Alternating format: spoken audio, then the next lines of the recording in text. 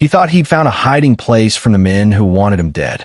Instead, he found a child who thought he'd come home. The storm had ridden in quick from the north, low clouds swallowing the horizon, carrying cold like nails driven into skin. Jonah staggered through mud thick enough to pull the boots from his feet if he slowed, ribs screaming from the bullet crease that hadn't stopped bleeding. His horse had gone down a mile back, bones too tired to rise. He left it with a hand pressed to its neck until the breath rattled out. After that, he walked. He'd been an outlaw most of his years, never with pride, always with necessity. The law called him a thief. The posters called him a killer. He called himself a man who'd chosen wrong one time, too many, and never found a road back. Tonight, the road had ended in the valley's shadow. Through sleet and dusk, he saw a barn, leaning, weathered, half-forgotten, but still standing against the storm.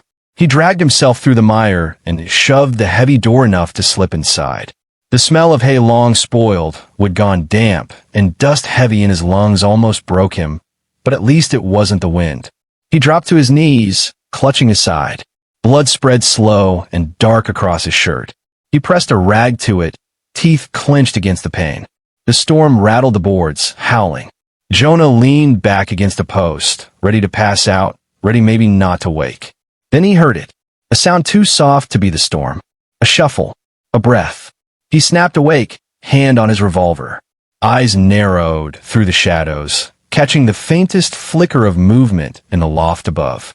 A shape small, crouched. Not a man, not a hunter. Then came a voice.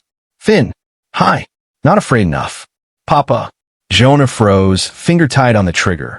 The word struck deeper than the bullet in his ribs. He blinked into the shadows. The small shape shifted, and straw rained down.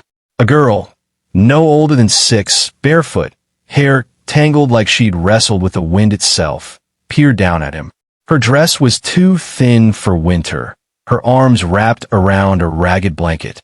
She tilted her head, eyes wide, and whispered again. Papa, you came back. Jonah's chest tightened. His mouth opened shut. Of all the names he'd been called, outlaw, thief, killer, that word was the one he least deserved. I ain't, he started, but the sound of his voice came rough and low, and she seemed to hear what she wanted instead of what he meant. She climbed down the ladder slow, clutching the blanket, her feet dirty with dust. When she reached the ground, she stood a step away, staring at him like a man risen from the grave. Her small hand lifted, not trembling, expectant. Jonah let out a breath that felt like it scraped his ribs raw. He holstered the revolver slow. He had no strength left to argue with ghosts, and no cruelty left to break a child's mistake. The storm screamed outside. Inside, silence waited, broken only by the rasp of his breath and the child's whisper, soft but certain. Papa's home. Jonah closed his eyes. The bullet in his side burned, but something else, colder and sharper, lodged deeper. The storm worked the boards like a thief testing every latch. Jonah bled and counted the seconds between thunder and breath. The girl stood near, blanket up to her chin, eyes never leaving him, as if blinking might send him back to wherever fathers go. Name, he managed. She looked at the dirt and toed a nail half buried there. May, she said, almost soundless. He nodded. It hurt to move his head. He pressed the rag harder to his side and watched it go dark again. May's gaze dropped to the stain. She stepped closer, set her small palm on his wrist, then pulled away like heat had bitten. She vanished into the shadows and came back with a dented pail. Rainwater sloshed. She set it down with both hands, proud, and fetched a torn cloth from the loft, edges whipped with thread that didn't match. She wet it and reached for him. He tensed, then let her work. The cloth came cool, careful, the way a child treats a wounded bird. She cleaned around the crease, lips pressed thin, jaw set the way he'd seen on women who did what needed doing while men argued about it. You shouldn't be here, he said. Her chin lifted. Neither should you. He almost smiled.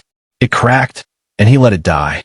She wrung the cloth again, red curling through the water like smoke, then pressed fresh cool to his ribs. He set teeth and stared at the rafters, counting the pegs. 10, 11, 12.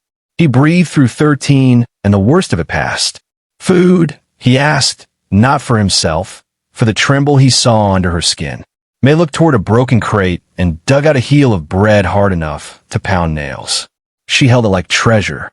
He took it, broke it with care, gave a larger piece back. She chewed slow, guard up even against kindness, as if hunger could trick her into forgetting. "How long here?" he asked. She shrugged with one shoulder. "Long enough to learn the board's complaints. Long enough to know where the roof didn't leak." "Mama went away when the snow melted," May said at last, eyes on the bread. Said she'd be right back. Jonah followed the line of her stare to a blue shawl splayed over a peg, edge worn to thread. He looked away.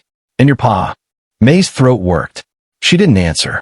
She tucked the blanket tighter around herself and climbed the first rung of the ladder like a habit, then stopped, unwilling to leave him on the ground. He shifted to straighten, and the room lurched. Cold sweat washed his face. She slid down quick, set the pail where his hand could reach it, and pushed a loose bale close for his back. He rested against it, breath shallow, the barn's dust turning to mud under his boots. Outside, hooves cut the wind for a beat and were gone. Not close. Not yet. He listened anyway, the way a man listens who learned to live by it. "Who do you belong to, May?" he asked. She cocked her head, as if the question were a fence built in the wrong place. "This barn," she said. "The chickens left. I stayed. Folks in the house. Sometimes." She jerked her chin toward the ridge. A lantern glowed there when sleet let it. "He drinks," she added, the words flat as tin. Jonah let the silence cover what he wasn't fit to say. He eased the revolver from his belt and checked the cylinder by feel. 2 rounds left. A poor sermon for a Sunday he had never kept. May's eyes went to the gun. She didn't flinch. "Papa carried one," she said, like a weather report. "I ain't him," Jonah said, not harsh, not kind. Just a line. She kept looking, then looked past the iron to his hands. Scarred, split, stained. Men's hands. Work and wrong in equal measure. Something in her face changed. Not belief. Not doubt. Just the acceptance children do when the world refuses to match its drawings. Wind shoved at the door. The upper hinge moaned. May set a wedge under the plank without being asked. He watched her solve the room with small, sure fixes and felt the old shame turn. He set his palm against the floor to stop the spin in his head and touched a scrap of cloth half ground into the dirt. He pulled it free. A little shirt sleeve. Done small. Washed thin. He folded it without thinking and set it on the bale like a gentleman in a life he did not own. "Storm lay by morning," he said. "You'll go." She said like a fact she had already practiced. "Men'll ride by light," he answered. "I don't aim to lead them here." May nodded, then shook her head, then squared her shoulders to the only work she could do. She took the pail and slipped into the night, small shapes swallowed by sleet, and came back with it brimming and her hair iced to the sides of her face. She set it by him and rubbed her arms, stubborn against shiver. He shrugged out of his coat and held it out. It weighed more than she did. She pushed it back once. He didn't move his hand. She took it and pulled it around herself, drowning and saved. A mouse darted across the beam and disappeared. Somewhere a board gave up, pretending it wasn't cracked. Jonah's eyelids dragged. May jammed straw under his boots to lift them out of the damp. She sat near his knee and leaned her head against the post, blanket up, his coat swallowed around her. He could smell rain in the wool, smoke in the seams, gun oil old as habit. The barn learned their breaths and set its creaks between them. He woke to silence living wrong. He didn't hear the storm. He didn't hear his own pain. He heard men being loud in there, trying to be quiet. May sat upright before he did, small hand on his sleeve, grip hard. Her eyes held a plea without panic.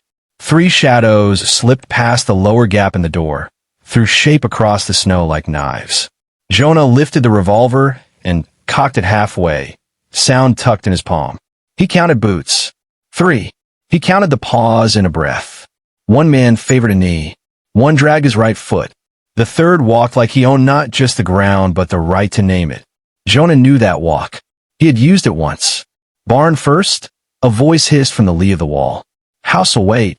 Another said. Smoke's dead. He's hiding somewhere close. Jonah moved his mouth toward May's ear. Up, he breathed. She shook her head once, eyes on the gaps of light. "He checks the loft," she mouthed, and pointed under the manger where the boards had swelled away from their nails. A sliver lay loose there, hidden by hay.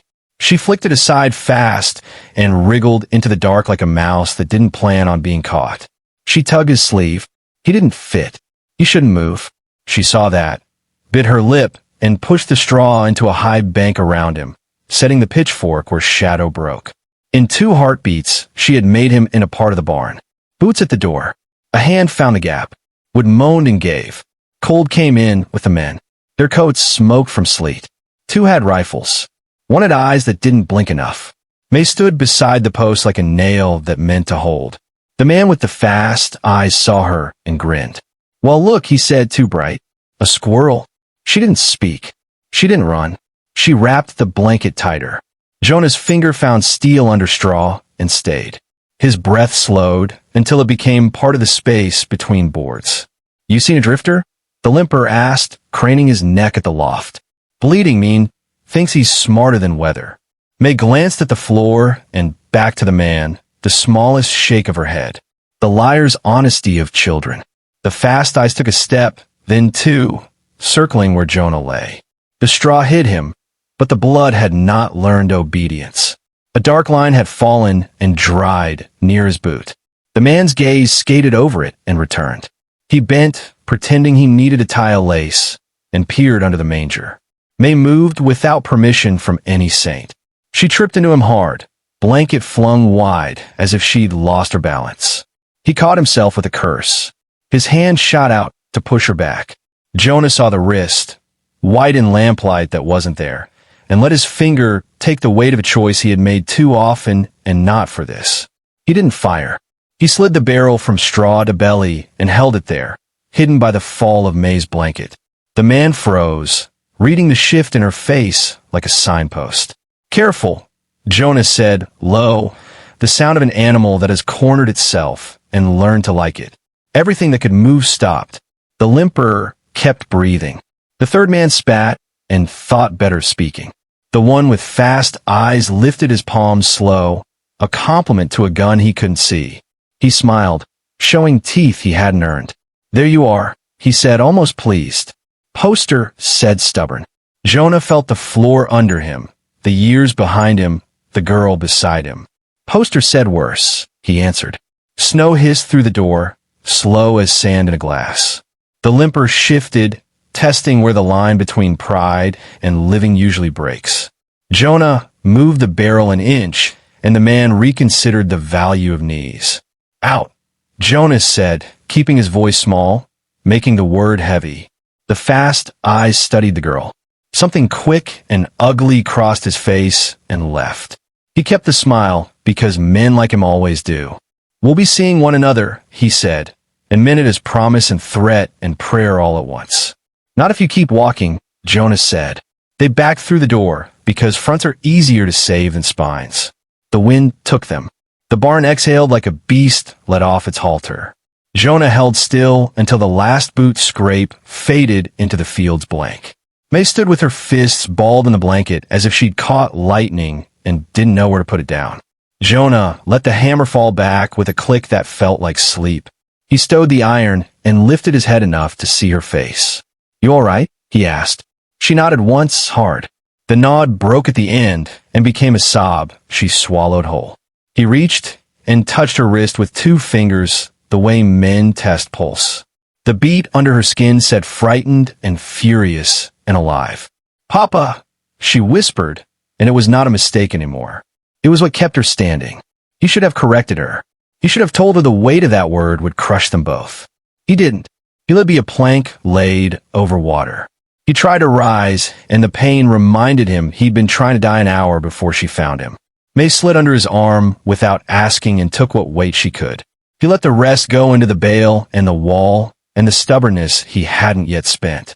She dragged the straw back into order, covered the blood with clean dust, set the wedge tight under the door again. They sat that way a long time. The barn learned new quiet. His breath returned in small pieces. The storm had passed, but the cold stayed to make sure everyone remembered who owned mornings out here. When light finally pressed through the gaps, thin and plenty, May lifted her head. "They'll come back," she said. "I know," Jonah answered. She studied his side where the cloth had gone dull. "You'll go." He watched the door and the field beyond it and the ridge where a lantern went out.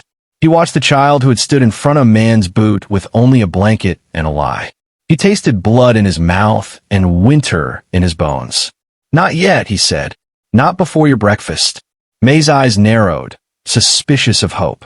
He pushed himself to his feet, stole the balance from a beam, and found the old stove buried under sacks. He set a spark where a spark might take. He broke the last of the bread and warmed it in his palm. May bit and chewed and watched him like he might dissolve. When she finished, she wiped her mouth with the back of her hand, polite even here. She looked up at him. "You'll stay till it's fixed," she said, nodding toward his side, making it a contract that included hay and weather and the way people learn to need one another by accident.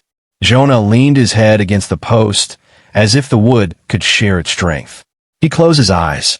He opened them. He found her watching. He gave the only answer a man like him could give without breaking something they might need later. "All right," he said. Outside, the field wore new skin. Inside, a man who had run his whole life agreed to pause. The day began with that small promise and the weight of 3 boot prints heading away that meant trouble would find its road back. He'd meet it when it did. For now, the barn belonged to the sound of water dripping from rafters, to a stove finding its breath, and to a child who had called a stranger by a name big enough to hold them both. By the 3rd day, Jonah had learned 2 truths. The wound in his side would keep him slower than a drunk mule, and May had no intention of letting him leave. She woke before the sun, padding barefoot across the cold dirt to shake a shoulder. "Papa, fires out." He tried to correct her each time, but the words slid past his defenses and stayed. He'd rise, stiff and sore, and she'd stand waiting with straw in her arms and a flint she'd struck until her knuckles went raw. He'd guide her hands, teach her the quick strike, the catch of spark in dry hay, the gentle breath that turned it to flame. Her eyes lit brighter than the embers. She showed him her small hoard, 2 jars of beans gone soft, a sack of cornmeal with a mouse hole, and a heel of bacon cured hard enough to last the winter. She rationed it like a general planning war. He watched her count kernels into a pot, lips moving with the numbers, brow furrowed, as though she could make the meal multiply with enough will. At night, she slept curled in his coat, against the hay. He lay near, gun under his hand, every board in the barn reporting its aches into his ears. He hadn't slept this light since prison camps, and yet when she sighed in her sleep, the sound quieted something in him. On the 4th evening, Jonah pushed himself to stand outside. The storm had left the fields washed pale, the ridge white with frost. He breathed the air, and it cut clean through his lungs, too sharp to lie. May stood beside him, hand stuffed into his larger one as if it belonged there. She pointed toward the house on the ridge, smoke rising crooked from the chimney. "He drinks," she said again, same flat words as before. Jonah grunted. "He kin to you?" She shrugged. Shrugs in children mean more than words. He saw it. A man who kept her sometimes, maybe for the work she could do, maybe out of habit, maybe out of something darker. Jonah's jaw clenched. He wanted to walk up that hill, knock the door off its hinges, and take answers with his fists.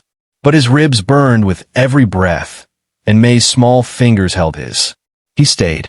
That night she asked, almost casual, "You'll leave when it's healed?" Jonah didn't answer. He sharpened his knife slow, steel whispering against stone. She waited. Children know when silence is its own answer. Later, as he shifted in pain, May sat near with a rag and water. She cleaned the wound with care learned by repetition. "Mama used to say blood shows you're still here," she whispered. He shut his eyes, but the words carved him deeper than the bullet. On the 6th day, hoofbeats sounded again. Jonah stiffened. He pulled May behind him, crouched in the shadows, hand on his revolver. 3 riders passed slow on the ridge, eyes searching the fields. One pointed toward the barn. They didn't come down, not yet, but Jonah knew their patience. That night, he sat May down. His voice was rough but steady. "You gotta be ready. If I say run, you run. Don't look back." Her eyes flashed wide, wet with anger he hadn't seen in her before. "Not without you." He swallowed hard. He should tell her the truth, that he was no father, that he couldn't save himself, let alone her. But when he opened his mouth, the words refused to leave. She sat stubborn, small fists clenched, waiting for him to swear he'd never leave. He couldn't lie, so he reached out, rough palm against her tangled hair, and that was promise enough. The barn fell quiet. Wind sighed through the cracks. Jonah lay awake long after May's breathing steadied, staring at the roof beams, listening for hoofbeats that hadn't come yet, but would. And for the first time in years, he realized he was afraid to die. Not for himself, but for the child who had called him a name he didn't deserve. Dawn came thin and faithless. Frost silvered the stubble and turned the ruts to knives. Jonah tested his side and learned it could carry him as far as the door and not much farther. The barn held its breath. May watched the ridge the way small animals watch hawks. Head still, eyes working. By noon the riders returned. 3 again. Same coats, same habits. One with a bad knee. One who walked like ownership. The third a boy who laughed at the ground because it didn't answer back. They kept to the fence line, reading the fields like men who had earned their suspicion. Jonah counted the seconds between their glances and the slow drag of the lame horse. He counted how far he could get with a child and a body that didn't keep its promises. Toward evening, a different figure crossed the ridge. Hat pulled, coat torn, lantern swinging in the wrong hand. The house up there coughed smoke and swallowed it again. May didn't move. Her jaw tightened and loosened until it found a line it would keep. "He's home," she said, and the words tasted of old bruises. Jonah set the wedge tighter under the door. He took the revolver apart and put it back together with the care of a man who wants to keep his hands from shaking. May fetched water without being told. When she set the pail down, she didn't look at him. "He'll come for me if he needs money," she said flat, like the weather. "What's he to you?" Jonah asked. She stared at a knot in the beam. "Says I cost him bread. Says my pa ran." She hunted his face for a change Jonah couldn't give. "Sometimes he says I ain't anyone's." Jonah swallowed what rose. He set the gun down and took the knife instead, drew the stone along its edge until the rasp made a wall between them and the night. It was full dark when the man from the ridge came to the barn. He didn't bother to knock. He shoved the door with a mean shoulder and stepped into their small light like he owned it. The lantern in his fist threw his face sideways. Whiskey blossom nose, cracked lips, eyes that slid off truth when it looked back. He smelled like smoke that had given up. He saw Jonah, saw the coat around the child, and let a smile try on his jaw. "Well, I'll be," he said. "They told me a gift fell in my yard." He tipped the lantern toward Jonah's side. "Worth coin, that one. Posters make a man interesting." May stood between them before she thought to be afraid. "You can't," she said. Her hands were fists. Her voice was a rope frayed thin. He laughed and reached like a man reaches for a chicken. Jonah moved without deciding. His hand closed on a man's wrist and squeezed until bones remembered their job. The lantern dipped.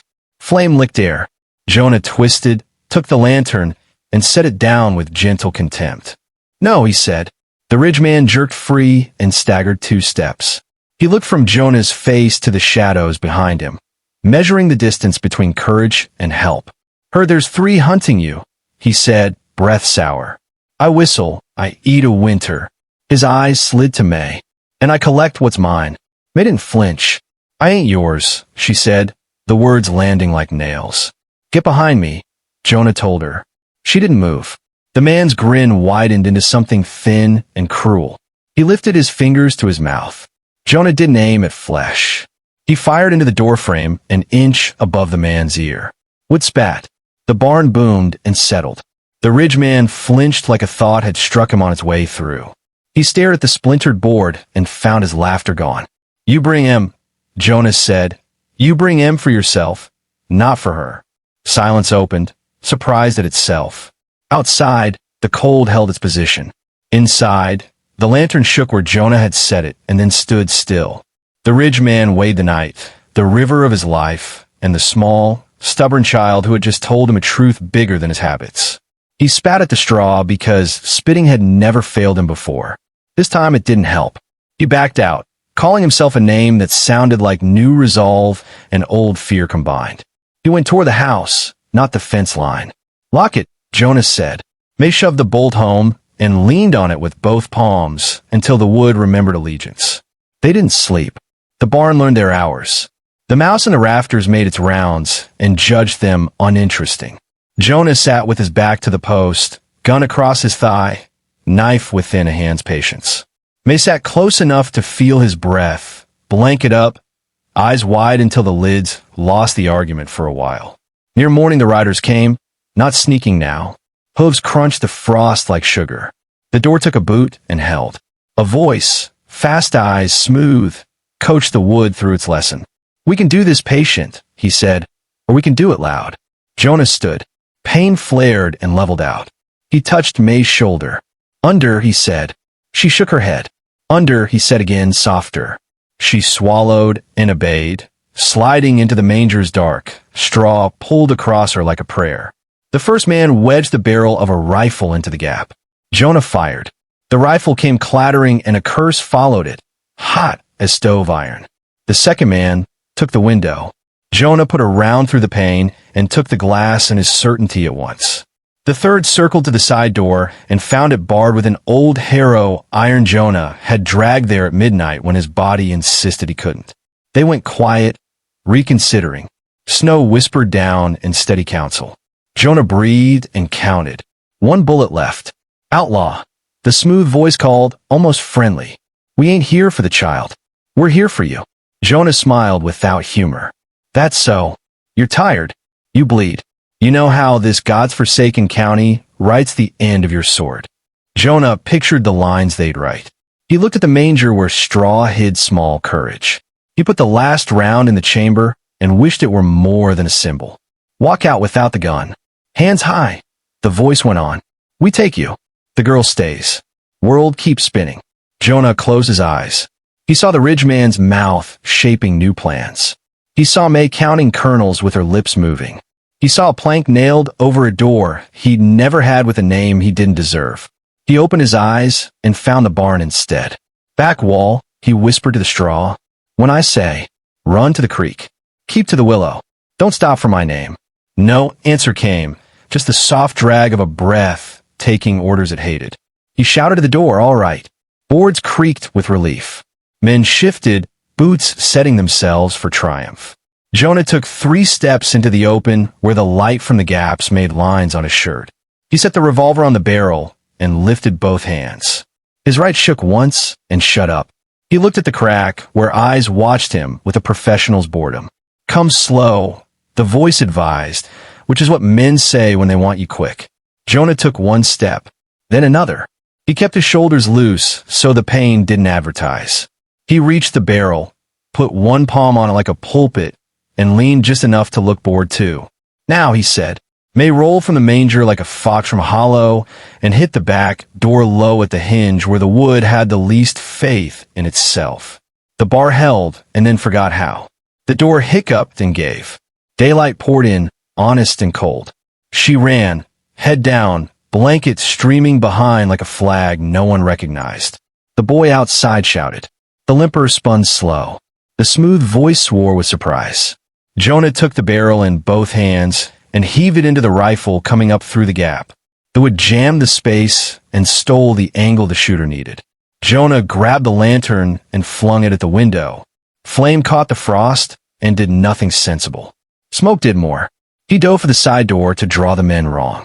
A shot took a sliver of his sleeve and part of the post. He felt heat and saw splinters and didn't stop. He crashed the door with his shoulder and it refused. He laughed, cracked, and shoved again. The harrow bar held its promise and then, mercifully, quit.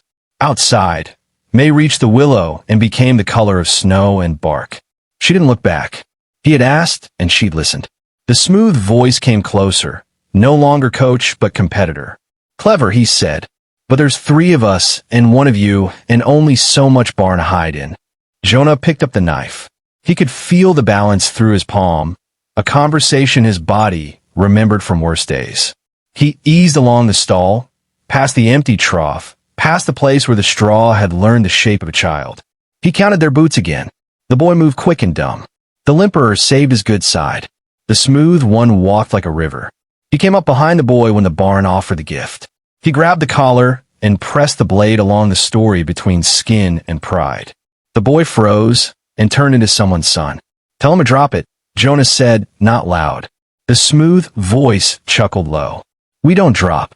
We adjust." "Then adjust to this," Jonah answered, and pushed the boy forward into the light. The limper raised his rifle and then set it down again, having found the scruples he thought he'd pawned. "Easy," the smooth voice said, now close enough for Jonah to smell tobacco laid over worse habits. "Your tire, friend. That cut you carry talks loud. No need to cut the boy to add chorus." Jonah felt the boy shaking and hated it. Hated himself for the tool he had picked. He shoved him toward the door and turned the knife away. "Run," he said, and the boy ran because most boys do when told nice. Steel came up in the gap like a season. Jonah dropped low. The shot carved the air where his neck had been. He moved on pain and memory, 2 steps, a pivot, a stab at shadow that met wood and stuck. The knife stayed. He didn't. He slammed the door with his shoulder, jammed the barrel under the latch to buy a sliver of time that wouldn't spend, and looked toward the back where snow lay thick and honest. "Go," he whispered to the emptiness where May had been. He didn't know if the wind could carry words that far. He hoped it could. The smooth voice returned to business. "All right," it said, pleasant again, as if they were at a bar table with cards dealt fair.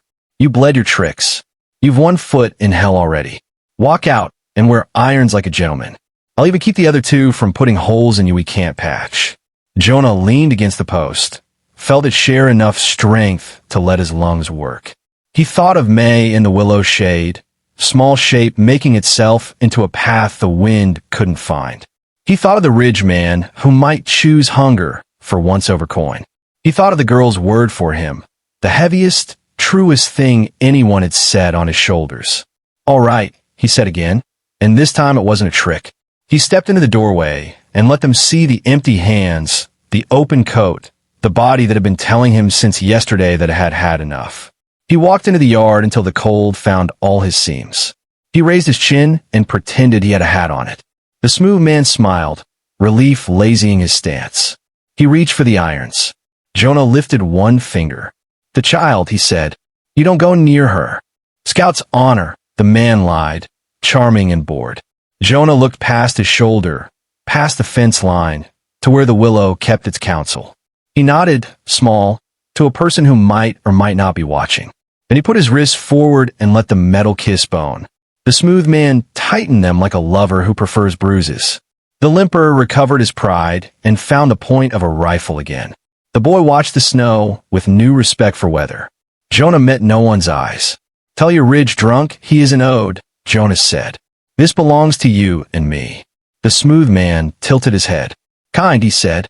"The world should have given you a smaller heart." Jonah smiled with half his mouth. It tried. They turned him toward the road. He didn't trip. He didn't pray. He listened for the thin sound of a child moving through brush without breaking it. And when he heard nothing, he finally believed she'd learned. Behind them, the barn stood with its door bullied open and its smoke gone foolish in the cold. It would keep 2 secrets now. The place where straw hid courage and the space where a man had decided what kind of end he could stand. The field opened into a pail that did not promise anything and kept shame in its pockets. Jonah walked, chains talking like small bells. He kept his breath even. He set his jaw to the work left. He would bleed in the right places at the right times. He would use the last of himself to make distance between a name on a poster or the word a child had chosen. From the willow's shadow, if she watched, May would see a man go with his back straight and think that must be how fathers look when they're doing something hard and ordinary. He hoped that was the lesson she took. Snow began again, fine and stubborn. The men swore at it for getting into their collars. Jonah let it fall on his face and didn't blink. The road waited to take him the way it takes every kind of man. He stepped onto it without excuse. Chains bit into Jonah's wrists until the skin burned raw. Each step down the road was a sermon about weight. His own, the irons, and the past that trailed him like a scent dog's don't forget. The 3 men rode easy beside him, rifles slung casual, as if winter itself worked for them. The smooth one hummed a tune that belonged in a saloon, not on a road leading to a gallows. Jonah kept his eyes on the fields. Snow had fallen again, fresh enough to cover the old prints. He looked for a sign, one small set of tracks breaking toward the creek, toward the willow. He saw nothing. That was good. Silence meant she'd listened. The limper broke the quiet. Won't make town before dark. The smooth one shrugged. Barn outside Grafton. Keep him there. Sheriff will pay double when he don't have to dig him out of drift. Jonah said nothing. He saved his breath for the work ahead. At dusk, they shoved him into another barn, this one tighter, with tools hung neat on the walls. He sank against a post, wrists bound to the beam. Pain lit his side like fire. He welcomed it. It kept him awake. The smooth man crouched before him, smile sharp as flint. Could have run harder. Could have died quicker. Instead, you let a girl tangle your feet. He leaned closer. That's the kind of mistake ends men. Jonah met his eyes. Maybe. His voice came low, steady. Or maybe it's the kind that saves them. The man laughed, stood, and left him with the cold. Hours passed. Night thickened. The other two snored in the loft, whiskey dulling their guard. The smooth one sat near the door, boots on a crate, eyes half closed but hands never far from his pistol. Jonah flexed against the rope until blood slicked his wrists. He tested the beam's give, listened to the breath of the sleeping, waited. Then, soft as a memory, came a sound at the wall. A scrape. A pause. Another. Jonah stilled. A small hand slipped through a gap in the boards. Pale in moonlight. Trembling, but sure. May. He shut his eyes once hard. He should have cursed. Should have begged her to flee. Instead, his chest cracked open in a silence no rope could bind. Go, he mouthed. The hand stayed. A sliver of straw slid in, sharp and stiff. She carried it like a weapon. He caught it with his fingers, shifted, worked it against the knot until fibers began to fail. The rope gave slow, cruel inches. The smooth man stirred, muttered, settled again. Jonah breathed through his teeth, working quiet, until at last the rope broke loose. His wrists fell free. He didn't bolt. He waited for the rhythm of snores to steady. He watched the smooth man's head dip. Then he rose like a shadow that had remembered how to stand. 2 steps, knife drawn from the wall. He pressed the blade against the smooth man's throat before the eyes had time to wake. The man froze, smile gone.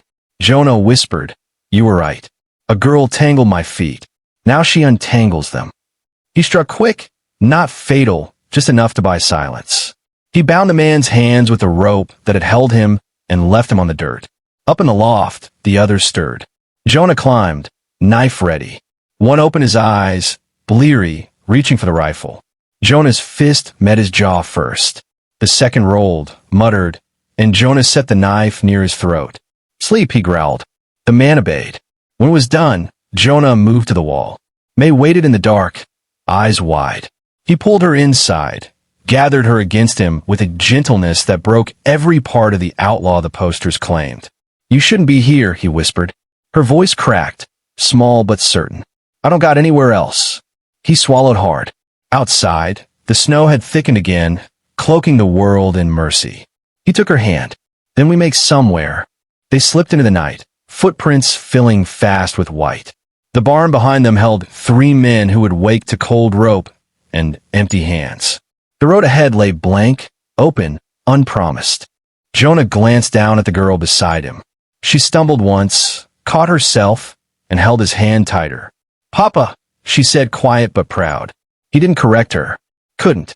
He only squeezed her hand back and let the words settle where nothing else ever had. The outlaw walked on, not free, not forgiven, but no longer alone.